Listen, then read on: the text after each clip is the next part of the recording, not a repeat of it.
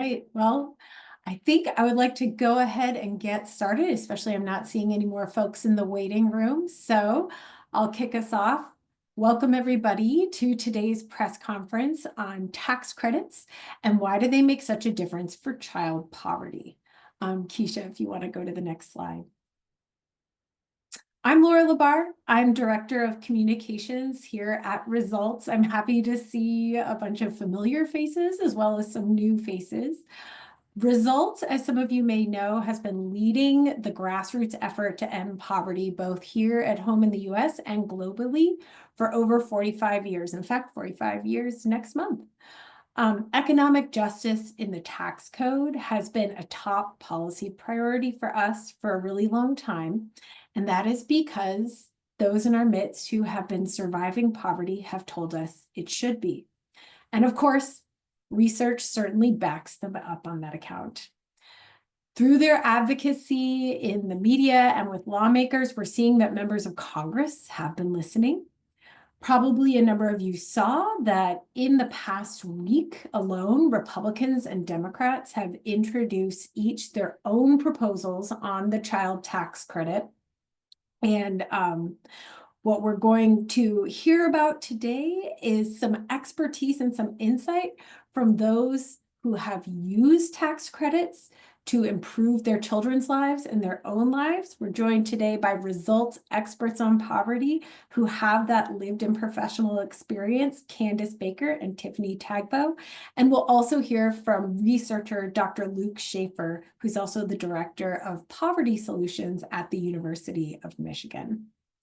So I'm going to open it up in a couple of minutes for each of the speakers to give some opening remarks. And then after that, we'll pivot into some question and answer. Before we do that, though, I want to just take a second to go over some logistics. It would be very helpful, especially for the question and answer portion, if you all could rename yourselves using the Zoom function. So you find the rename function by going to participants at the bottom of your screen, and you click the more button next to your name and then rename. We would be so grateful if you could put your first and last name and your news outlet or organization that you're here representing.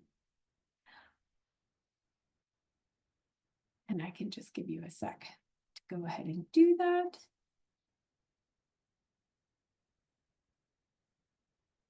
And the other thing we will ask of you is to use the raise hand function once it comes to the question and answer part of our briefing today. The raise hand function you can find usually at the bottom toolbar in your Zoom portal. And if you aren't speaking, also we ask that you use the audio function to remain muted. That would be really helpful because then we won't have gnarly background echoing sounds. I will also say that my colleague, Keisha McVeigh, is on today, and she is also your point person for any technical difficulties you might have. You can feel free to direct message her using the chat, or if you're having a technical difficulty that keeps you outside of the Zoom room, you can also email her. I sent her email address in the same email as the media packet right before this call. I think that's it. And now what I'm going to do is hand it over to one of our first speakers, Tiffany Tagbo. Hello, everyone. Thank you for being here.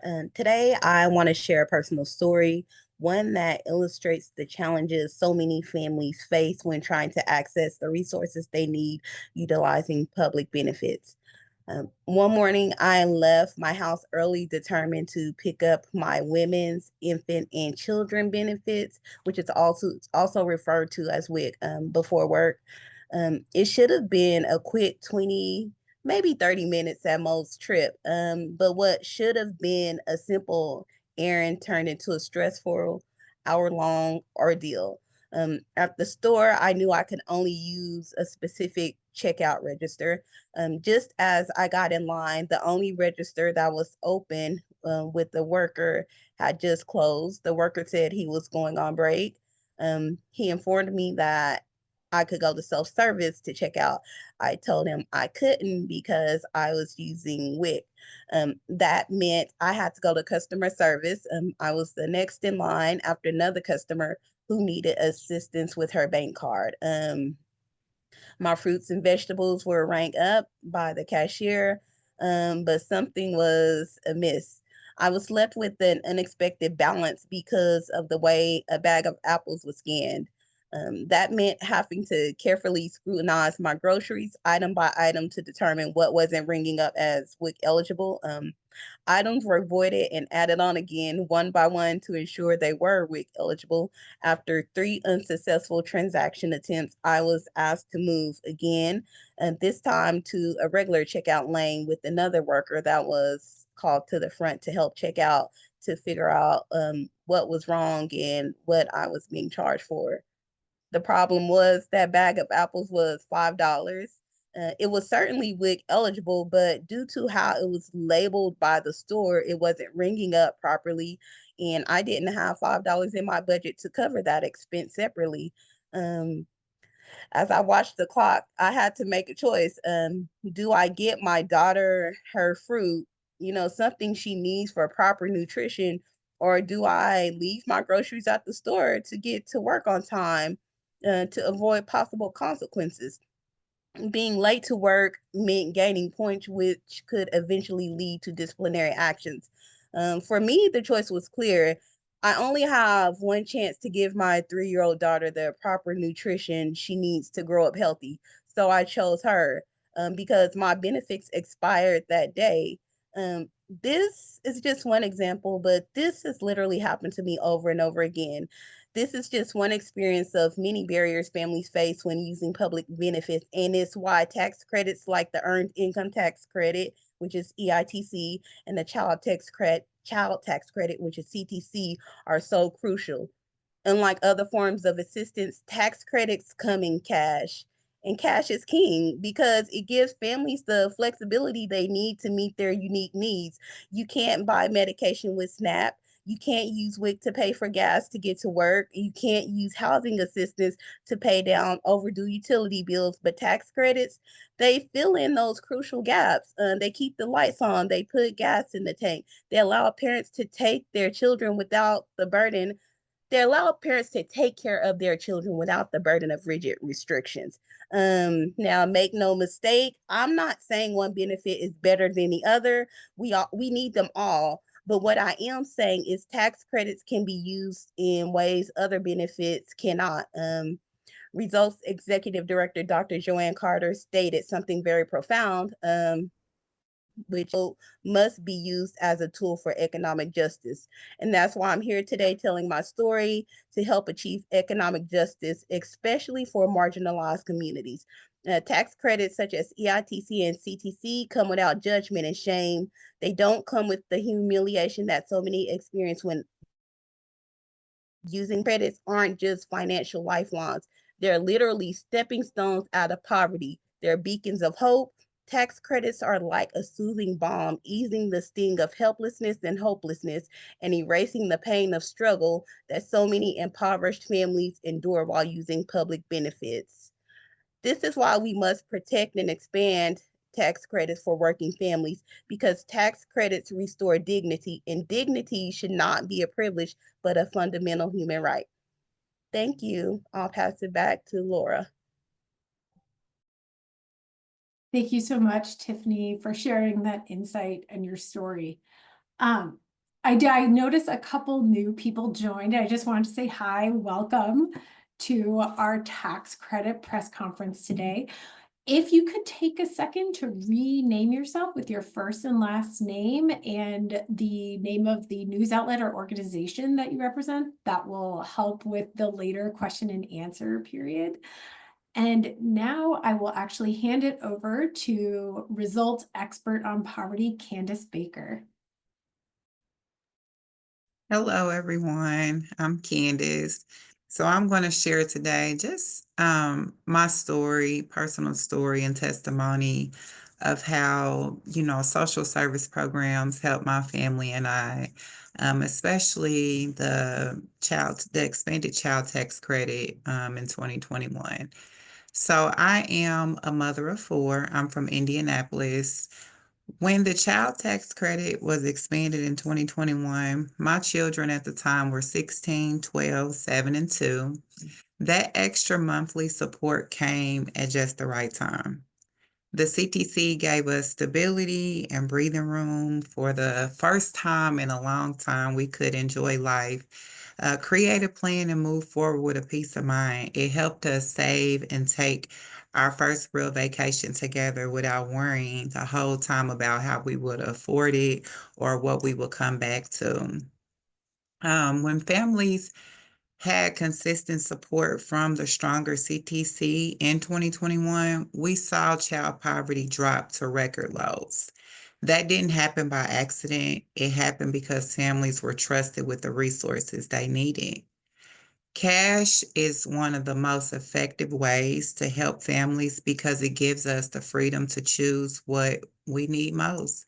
Parents know their children, what they need, and every family needs are different. One family might need support with rent, another with childcare, food, or even car repairs. And as Tiffany even mentioned earlier, medications.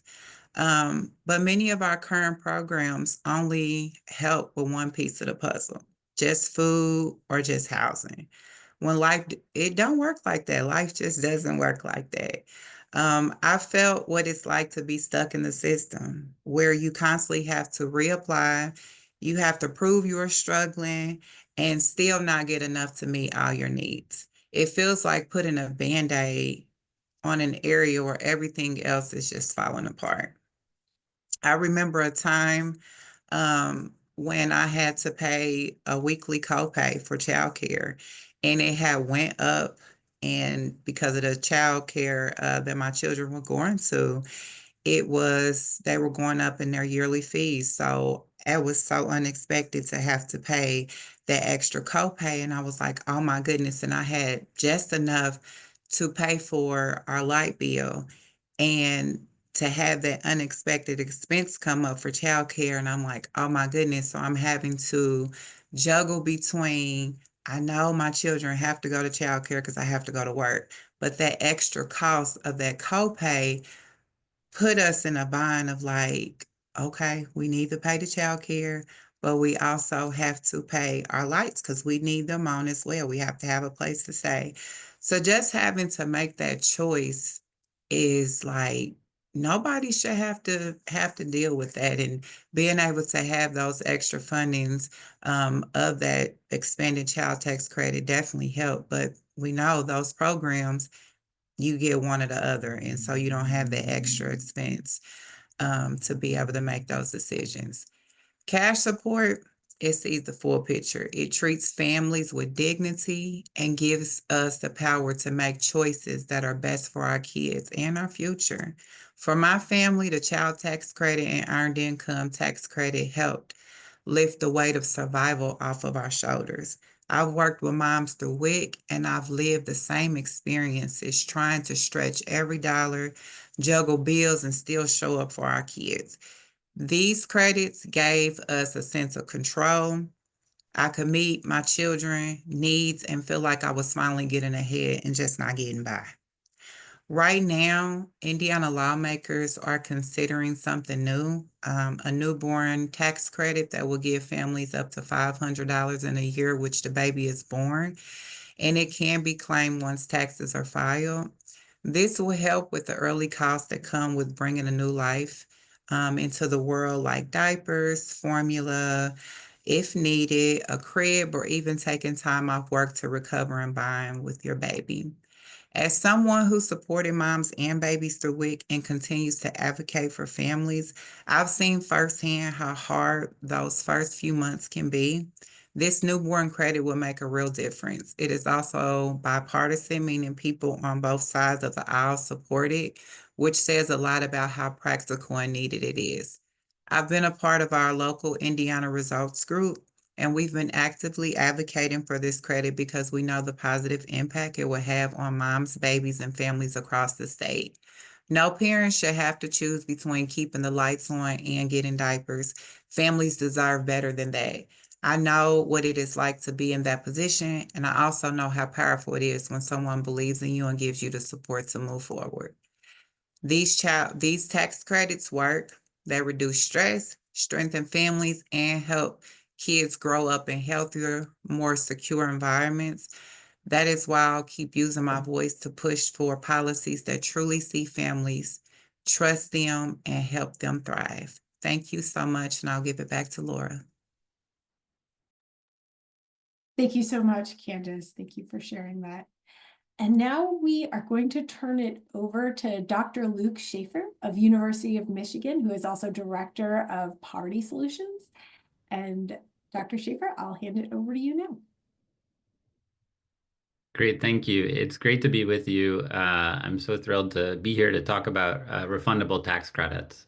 If we just look at 2023, that's the most recent year we have poverty data for. Refundable tax credits like the EITC and in the child tax credit lifted 6.4 million people out of poverty. The majority of those are children. And just to put that into perspective about how incredibly important these programs are, that 6.4 million people above the poverty line is more than SNAP food assistance, housing aid, including Section 8, and unemployment insurance lift above the poverty line combined. So this is really a critical piece of our safety net, and it's one that we need to protect at this time. It's also a very different process for getting aid. And as we already heard from Tiffany and Candace, it provides cash. So we've talked about cash being more dignifying for people. It's also more efficient. So Candace and libertarian economist Milton Friedman both describe the ways that some families might need food and others need housing. And when you provide cash, you're able to help both families equally. And when we provide it in-kind benefits, there is some inefficiency involved because families might not need exactly what we're giving them, but might need something else. And in Tiffany's story, I think this is just so illustrative of how programs can be more efficient. So obviously that this wasn't a good use of Tiffany's time as she's going from register to register, and think about the power of cash that it could have wiped all of that away if that same amount of aid had been delivered to her in that way. It also wasn't a good use of the time of the people who are running the grocery store. They don't want to be going from register to register and trying to figure this out, and they feel frustrated too. And then the calls that they're going to get, that the state and WIC bureaucrats are going to get is not going to be a good use of their time. So we can have just a much more finely tuned, efficient safety net if we just provided that in cash. And Tiffany wouldn't have been put in that incredibly difficult decision about whether to be late for work or not have the fruits that she wants for kiddo. So the refundable tax credits we have now are, absolutely essential to our social safety net, but we know that we can do better. So I'm the nerdy professor, so I had to give you a couple of very, very quick slides. This shows child poverty according to the supplemental poverty measure. It's the one most scholars use right now. And we can see in that bottom line that child poverty hits an all-time low in 2021. We've talked about that. We actually go from about 9 million children in poverty in 2019 to just 3.8 million in 2021. That's a poverty rate of 5.2%. We've never done better. And the driver of that is this expanded child tax credit that both Tiffany and Candace mentioned. That tax credit was available to families even at no or low earnings. And it also provided a bigger credit than our current CTC did. And it goes well up the economic ladder. And that's what this second line shows you, this orange line. That's the number of families under 200% of the poverty line. Because we know a lot of families, even when they're above the poverty line, have trouble making ends meet. That those expenses of childcare, all the things that Candace delineated at the end of her remarks, those are all things that people are struggling with well up the economic ladder. So the expanded child tax credit and the other cash transfer tax credits that we did during COVID actually had an even bigger effect in raising kids above that 200% of poverty line. 6.5 million children lifted above in that dip. And the other dashed line that you see there is actually the number of families reporting that they couldn't handle a $400 expense. It follows almost the exact same trajectory and hits the lowest level ever. If we go to the next slide, we'll look at food hardship. So this is the number of families that are saying they can't put enough food on the table for their families. These are households with children. If you look back at 2008, we saw a huge surge in this, and this is what I was expecting and a lot of other people were expecting. But the federal government actually came through, and we didn't see that surge. And when the expanded child tax credit was in place, that level went to the lowest level ever in 2021. I don't think we've celebrated that success enough, right? We brought this down to the lowest we'd ever seen. And that was allowed to expire, as Tiffany and Candace both said, and we saw it go right back up again. And finally, if we go to the last slide, this is an entirely different set of data. If we look, I think there's one more slide, or I could be wrong. There we go. Yeah, this is a fraction of families with children who are saying they're doing okay financially. And we see that it spikes to the highest level ever in 2021 and then drops as soon as we let that expanded child tax credit go away. So refundable tax credits are incredibly important right now.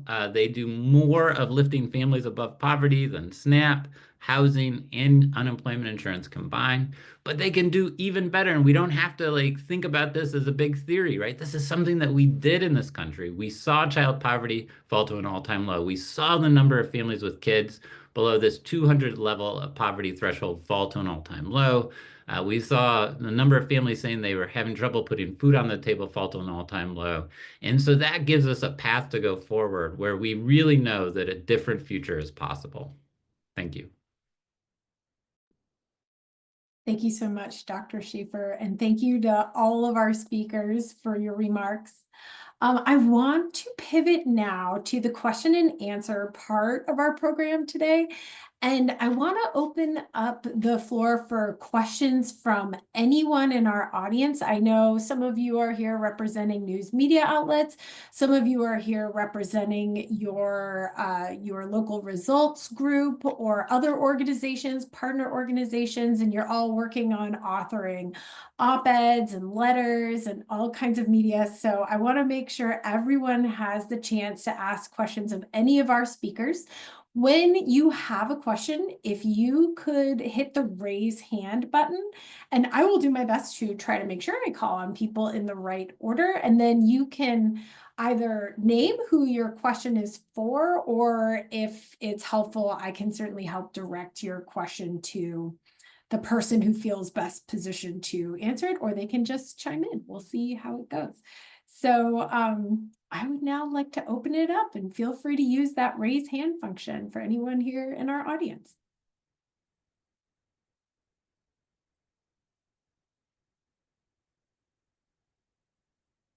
Leslie.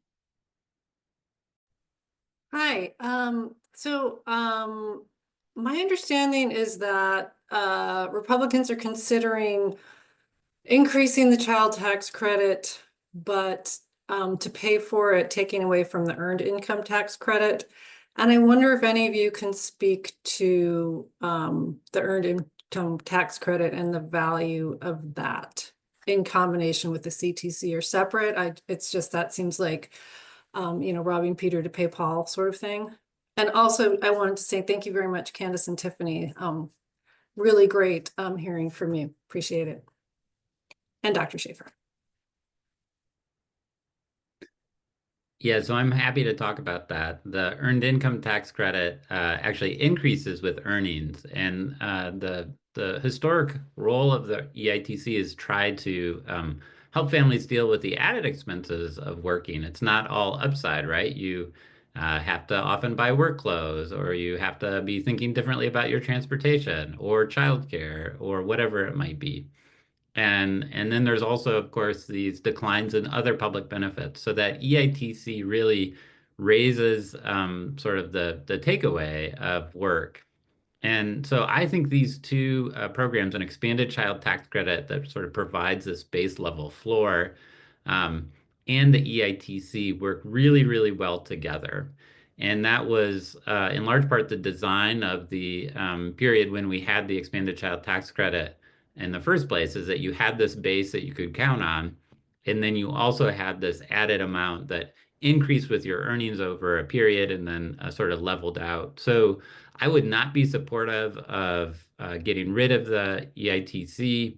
There's a number of different proposals in place. And one of them is sort of based on this idea that we can do something like a child allowance or a child tax credit while getting rid of the EITC. That sort of is like, why would you get rid of a program that has proven to be incredibly successful when it seems like there's lots of other places that we could be considering sort of added revenue from? And those two together, right, are just, they both provide this base level of support and this sort of increased reward of work that I think is really crucial. So that in particular, I would not be supportive of. Thank you, Dr. Shaefer. Candace or Tiffany, would either of you like to chime in at all sort of on the EITC, CTC question? I would say that there really is a need for both. I mean, it shouldn't be a decision on one or the other, because the more cash that we can get in the hands of impoverished families, going to lift them out of poverty. And not only does it benefit families, it benefits the community, because families are then using that cash to go buy clothes, to go buy extra food, to pay for daycare. So we see that businesses, especially small local businesses, benefit just as much as our families do when we're able to provide both credits.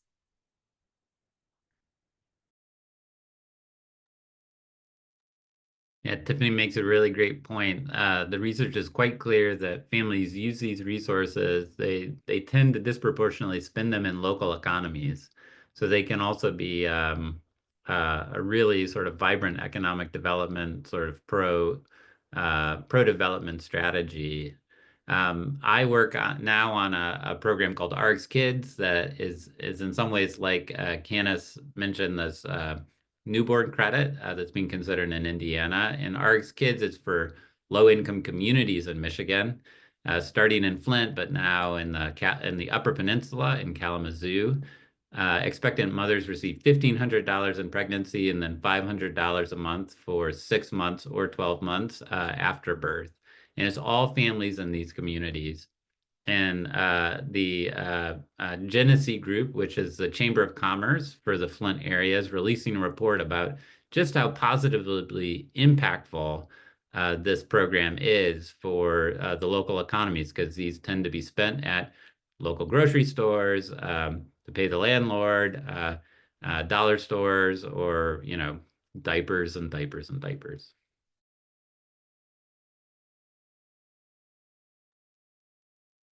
Thank you so much. Opening it up for additional questions.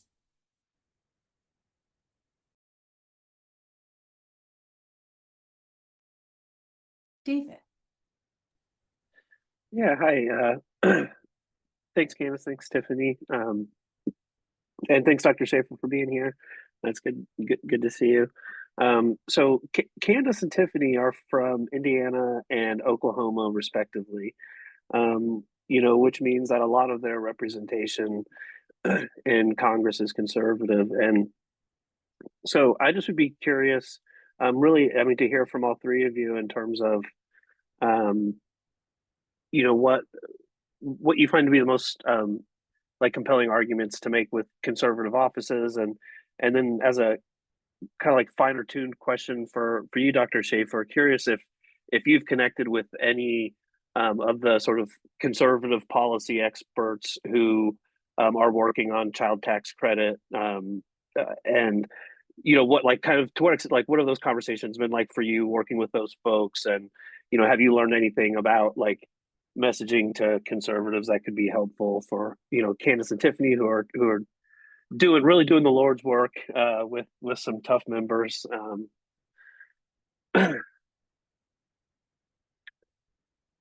Sorry, that was Yeah. it. I don't. Okay. Yeah, just for anyone. I will start. I recently met with one of our legislative members, and I was pleasantly surprised to find out that even in a conservative state, a lot of our members support families. They support policies that support children. The biggest issue that we see, it always comes back to the budget and how much it's gonna cost. But for me, I would say we are making an investment that we're most certainly going to get back when we start to invest in our children. And David, also to add, I was pleasantly surprised to find out when I did the research on CTC, it's been something that has bipartisan support.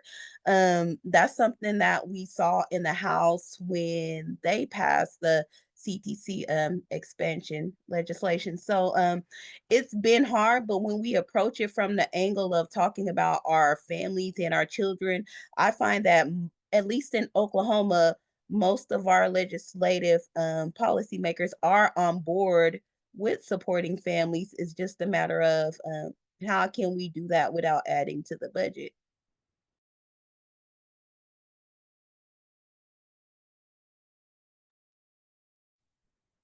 I've been struck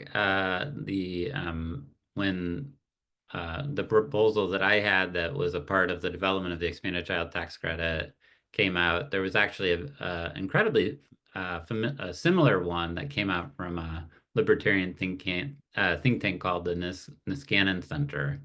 And I think that actually fed into what became the Romney proposal.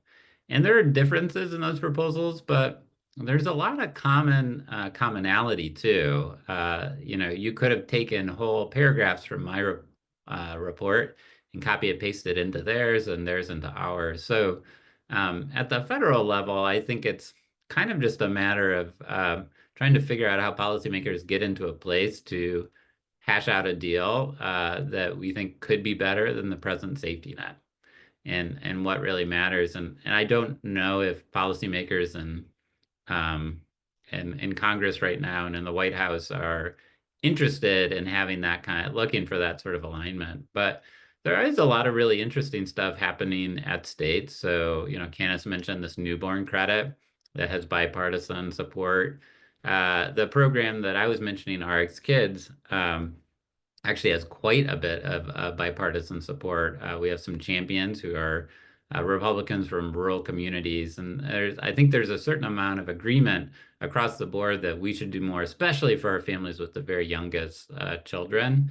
And that's a place to start, and I think we could look for common ground. And sort of that interest in that first year of life and the period of pregnancy too, as something that Vice President Vance mentioned, sort of highlighted during a March of Dimes speech he gave. So there's lots of things dividing people these days, but there's also some commonalities that it's easy to miss when we're focused on all that division, and I think could be a way for states to move forward in a bipartisan way, and maybe hope beyond hope at the federal level, we could get there too.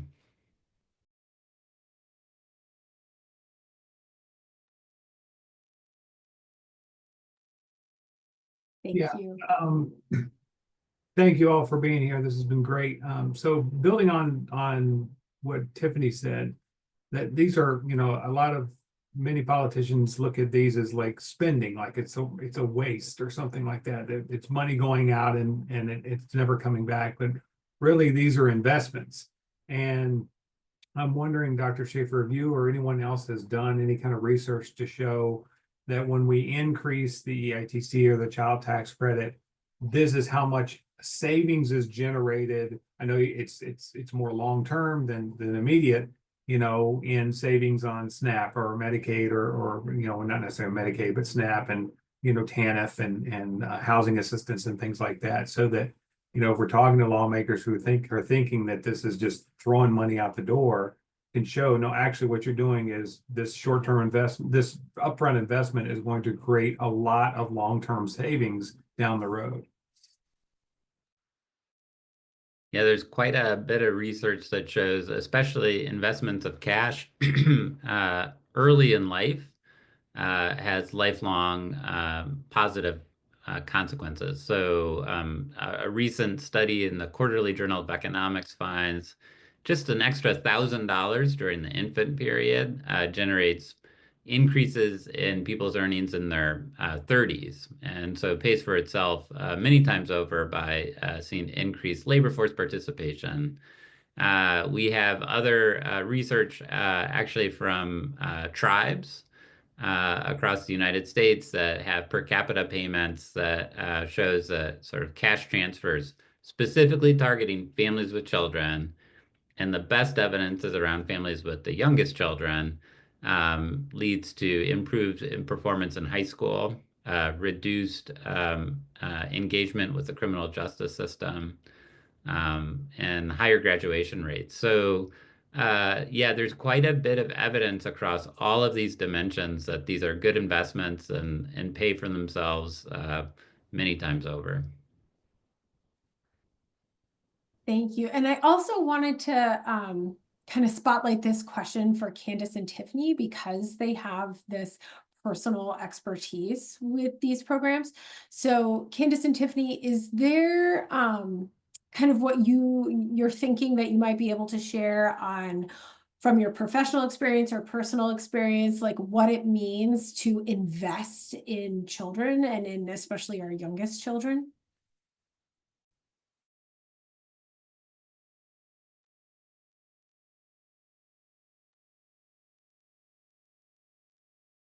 Okay, I'll go ahead and go. Go ahead, Tiffany. Okay. Oh, sorry, Candace.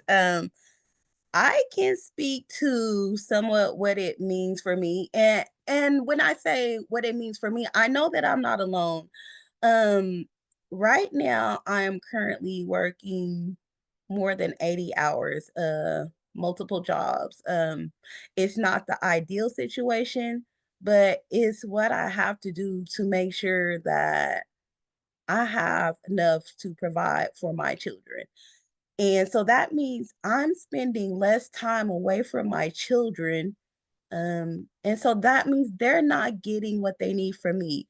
I'm fortunate enough that I have family who has stepped in to bridge that gap in my absence, but many families don't have that. And so I think when we talk about just being able to provide assistance, it goes a long way in just helping families stay together. Because when we start to see families, mothers and fathers who are away from the home, especially when we talk about single parents, it has a huge impact on children, I think. And then we start talking about other consequences for the children, like when we talk about delinquent children or children who are in trouble with the law or children who find other means of support because they're not receiving it at home because their parents can't be there, unfortunately. So I think we eliminate so many other problems when we begin to invest in our families and give them the opportunity to, I wouldn't say work less, but just not work 80 work 80 hours a week so they can be present for their children. And just adding on to that, being a mother I'm a mother of four, so I have a college student on down to a kindergarten and a school ager as well and a high schooler.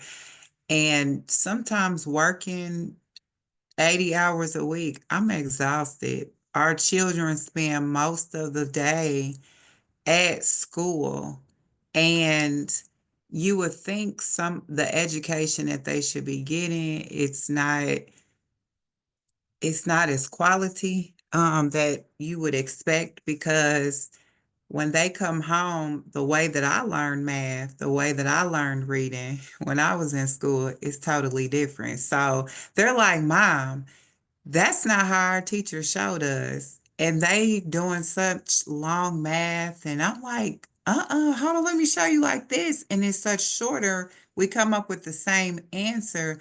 but it's not as complex.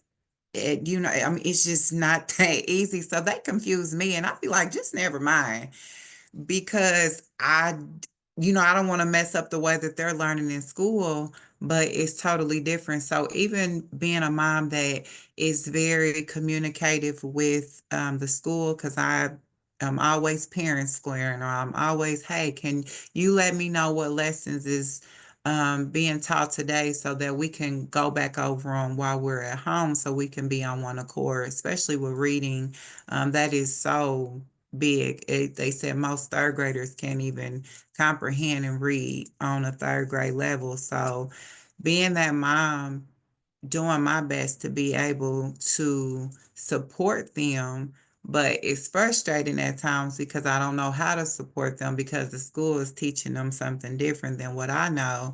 But then also supporting other families that they're working a whole lot. They have night jobs, so they're trying to sleep during the day and even going on through the night.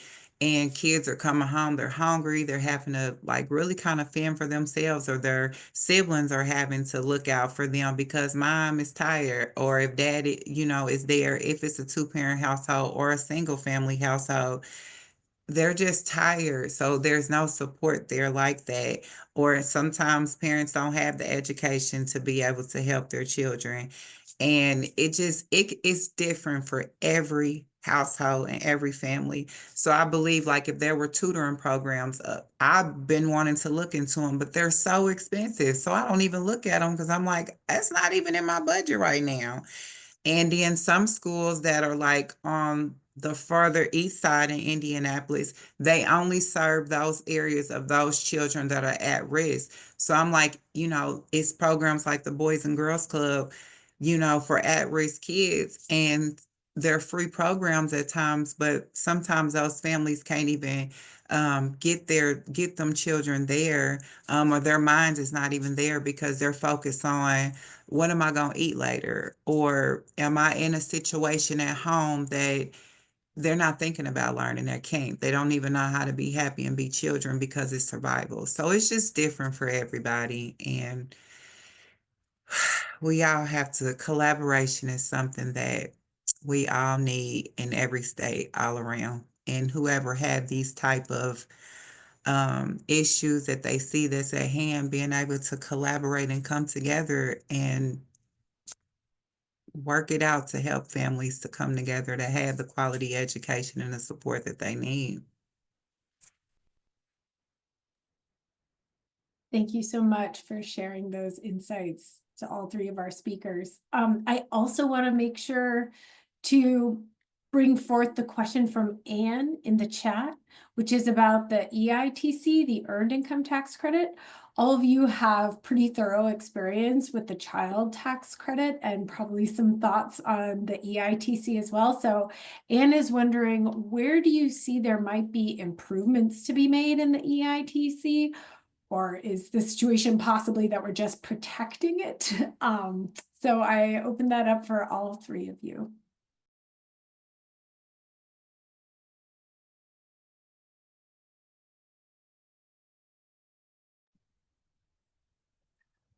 I'd be curious what Candace and Tiffany have to say on this particular one. I think most families, when they receive their refund, the sort of annual refund, it's not clear what's EITC, what's child tax credit. I think people have a good sense that when they work, it gets a bit bigger. And from a design perspective, I wouldn't do anything to change the EITC. I would go back to the fully refundable expanded child tax credit of 2021, and then let the EITC provide this sort of added benefit of working for families to deal with all those costs that I mentioned. The one thing I would change is that the low income households actually are some of the most likely to be audited. And the EATC is like that, and that seems like hugely unfair, especially since most returns actually get done at private tax prep agencies like H&R Block. And And so, if the government wants to have a conversation with them, I think that's fine. But I think that shows structural racism, that like it really seems to be targeted at low income, especially families of color. And so that's something I'd love to change. I have worries that it's going to go in the opposite direction in the current environment, but I can't say for sure.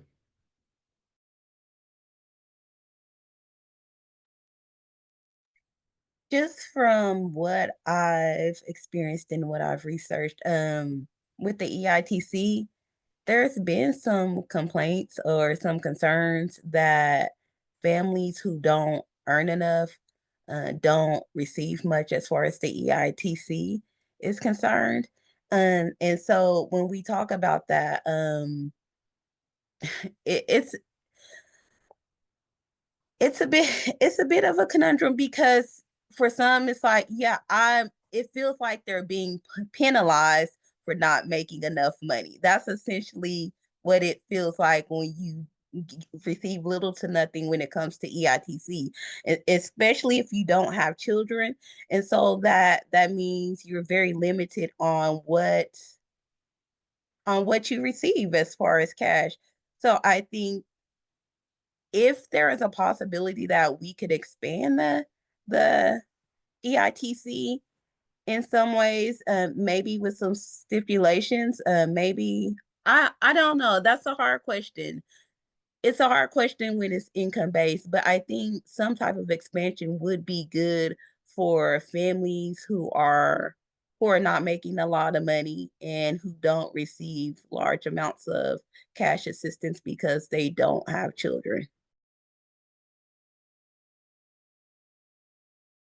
And then even from my understanding with it, like they were mentioning, with the EITC, it does seem like there is a penalty for not making enough if you are in a lower, um, tax bracket of whatever your income is for that year of filing taxes. But then there's also a threshold that you can't go over that is really low as well, and especially depending on how many dependents you may have. Like I remember there was times I was eligible for the earned income tax credit. And when I, with my children, when I made lesser money, I was able to get a more decent refund. But then now that I am not eligible to receive the earned income tax credit because I'm in a different tax bracket, I've seen that I get a better break on credits of not like owing so much. Um, and I was like, wow, that's something that I was able to get more of a refund back when I was receiving the earned income tax credit, but I see more significant tax cuts that I earn more money now. I don't get much of a refund back, but I see the bigger tax cuts that I get versus when I was receiving the earned income tax credit. So it needs to be revamped, however, within a budget where it is beneficial for everybody as a whole, no matter what income level they're at. Because we all have children, whether if you're making not a lot of money or you're making a decent amount of money, just to be able to sustain, you should still be able to take care of your family with a sense of freedom and dignity, no matter what level you're at. Thank you. Thank you so much. Any other questions before we close out today?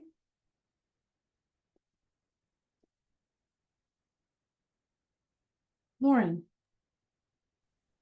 Yeah, so you all kind of touched on this in your opening comments, just the idea of some of the benefits of cash being the flexibility and also the efficiency, compared to some other types of assistance that might just place more burden on people as they're trying to apply and access those types of assistance. So Candace and Tiffany, I wondered if you could just maybe speak a little bit more about the time and effort that goes into like filing your taxes and claiming those tax credits versus applying for other types of assistance, accessing benefits in different ways. And then Professor Shaefer, maybe you could give us kind of the flip side if you have any insights on the government process for giving people their tax refunds versus, delivering food assistance, housing vouchers, that sort of thing.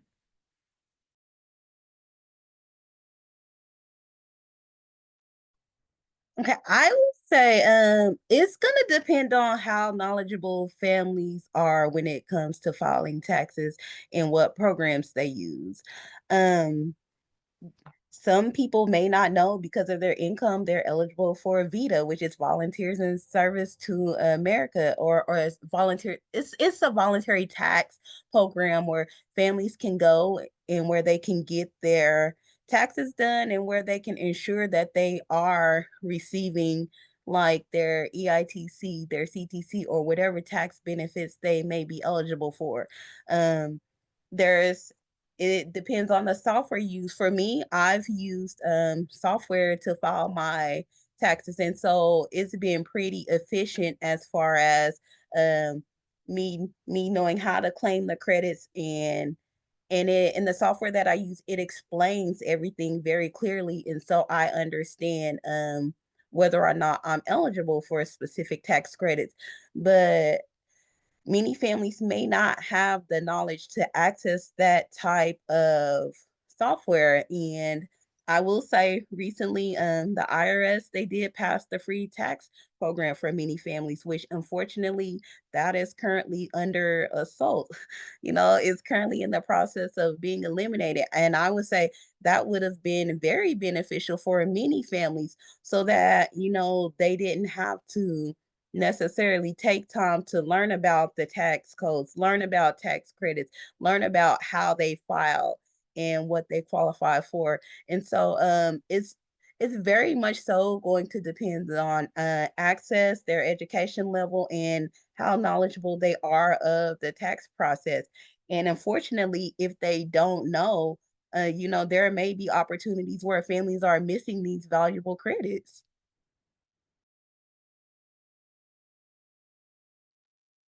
And for me, like Tiffany was saying, some of the programs that are out here, they are free. But if you don't know how to access them, you can mess up. And of course, with the IRS, that's something you don't want to mess up on. Because you could end up, owing them and it come back on you and bite you later.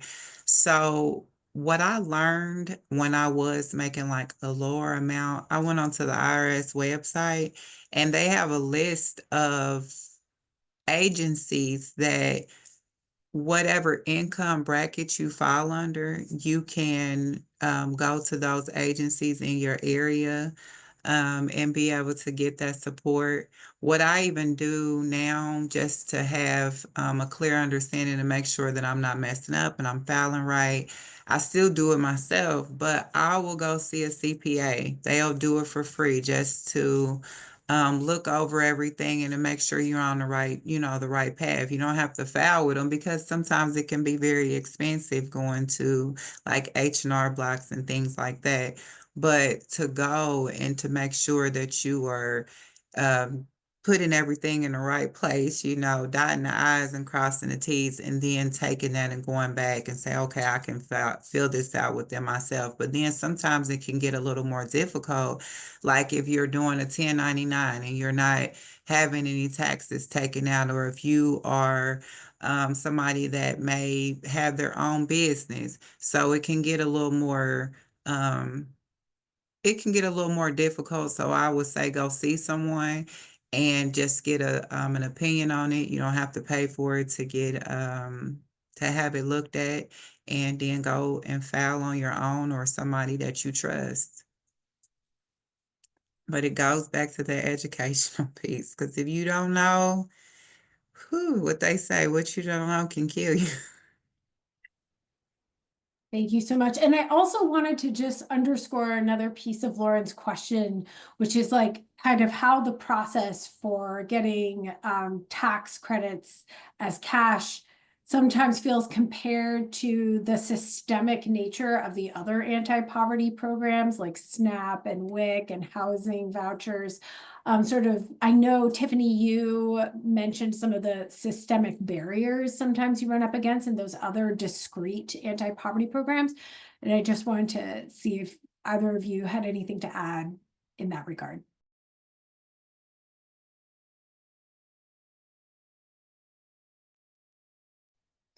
Um, I will just kind of reiterate something that I've said during my during my time is I would say that when it comes to like systematic barriers and tax credits, tax credits like they give our family dignity. I mean, they allow families to receive benefits and not be judged. Even families who qualify for certain public benefits, there's been research that shows that they've been discriminated against and they don't receive what they qualify for. And so when it comes to like the tax process and receiving tax credits, I mean, because it's been for me, I would say that it's been a shameless process.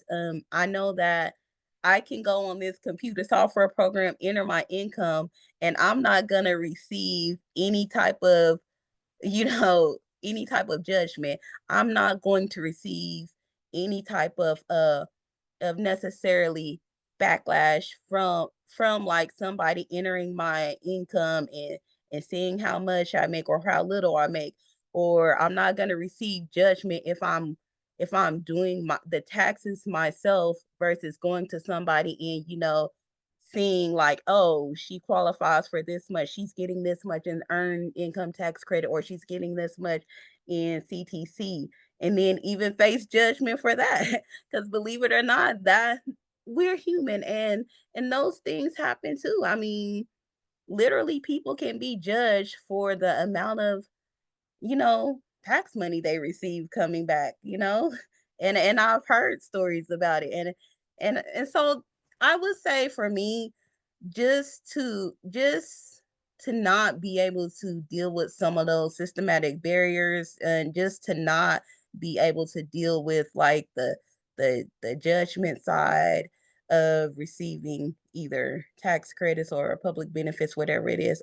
I think for me, the trade-off has been worth it to take the time to learn how to file my taxes and actually choose the programs that work best for me and that are able to help me capitalize on these tax credits, without worrying about if I've done something wrong. Or it also for me comes with the protection of tax audit assistance, right? I mean, so that too, the peace of mind that I receive from that, like if something goes wrong, it's invaluable.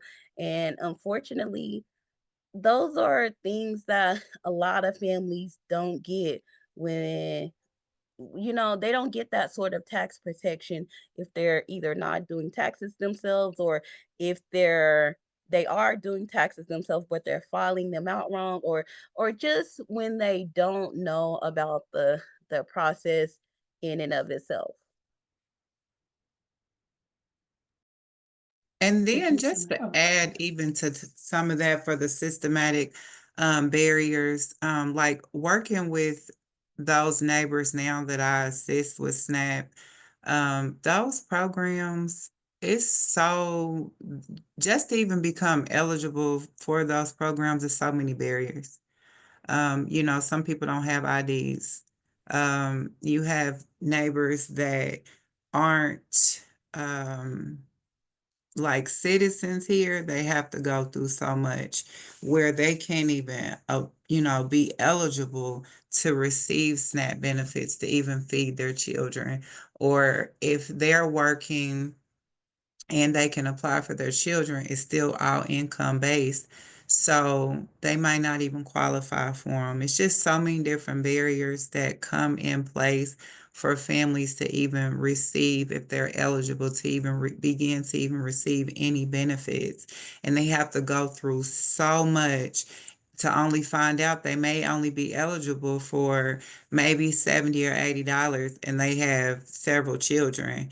It's just so many barriers that have to go through. We look at like, oh yeah, you can qualify for SNAP, or you can get on this program because you are lower income, but just everything you have to go through to become eligible, I see it is so significant. So a lot of like lawmakers think, oh, people don't want to work or they're lazy. Um, but it's not that. People are working, they're trying. It's just a Yeah. lot of barriers that come along with trying to become eligible for SNAP benefits. Thank you so To much add for to what sharing. Candace just said, I just learned about a new recent barrier in my state. I heard about a young mother who has two children. She was going to school to become a paralegal. Well, she was receiving SNAP. She goes to SNAP to reapply, and she's told that she doesn't qualify because of her potential future earnings. Not money that she's already making, but potential future earnings. So my colleague called the office, and she was told by a worker, well, that's the way it is. Things are changing. And so now they're basing assistance on potential future earnings, money that you may not ever make, to disqualify people from benefits. Wow. Thank you for sharing all that insight, Candace and Tiffany. Luke, I know there was a portion of that question for you, and I also know we're a little bit over time, so would love to have your response, and then I can close us out. Well, I think Candace and Tiffany hit like all the important points. One sort of key example of where cash can be easier to administer was during the pandemic. So if you look at how fast the economic impact payments went out, how fast we were able to get the earned income tax credit out and compare it to some of the like eviction prevention programs or the food assistance programs that took states months and months because they had to coordinate with landlords and they had to do contracting with nonprofits that then would do this and would do that. Providing the cash transfers, those got out really fast, and they really, really saved us from economic calamity. Rather than seeing poverty spike to an all-time lows, we lost 20 million jobs. We saw poverty fall. And that's really, I think, because we were able to respond so quickly. Thank you. Thank you so much to all three of you. Keisha, if you want to, yep, great. So I want to also extend thanks to everybody who attended today. Thank you so much for being here and for your thoughtful questions. And then, of course, another huge thanks to our three speakers for sharing your thoughts and insight and experiences. If you have any follow-up questions for any of our speakers, please reach out to me for any of the folks on the results side. So for Tiffany and Candace, or if you have other policy questions that you would like to hear from folks at results about. And Dr. Shaefer has also offered up his email here if you have any follow-up questions for him or his programs at the University of Michigan. And so be on the lookout for an email from us with the recording for this call. You can feel free to share the recording. We'll also eventually post it to our results YouTube as you work on your reporting and your pieces in the media. And just in general, I'm so grateful to have been here and to have learned so much from everyone here. And have a great rest of your day, everybody.